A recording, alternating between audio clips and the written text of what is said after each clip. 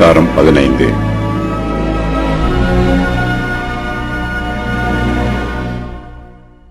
சிம்சோனின் பெண் சாதி அவருக்கு துரோகம் பண்ணுகிறாள்.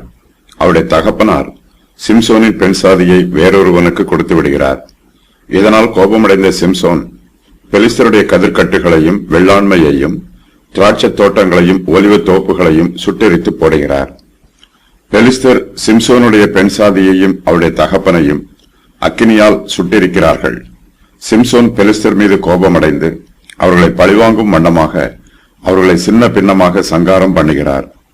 சிம்சோன் ஏத்தாம் ஊர் கண்மலை சந்திலே குடியிருக்கிறார். பெலிஸ்தர் சிம்சோனை தேடி வருகிறார்கள். யூதா மனுஷர் சிம்சோனுக்கு துரோகம் பண்ணி அவரை பிடித்து கட்டி பெலிஸ்தரிடத்தில் ஒப்புக் கொடுக்கிறார்கள். சிம்சோன் தாடை எலும்பினால் பெலிஸ்தரில் 1000 பேரை கொண்டு போடுகிறார். சிம்சோனுக்கு தாகம் உண்டாயிற்று. தேவன் லேகியில் உள்ள பள்ளத்தை பிளக்க பண்ணுகிறார். அங்கே இருந்து தண்ணீர் வருகிறது.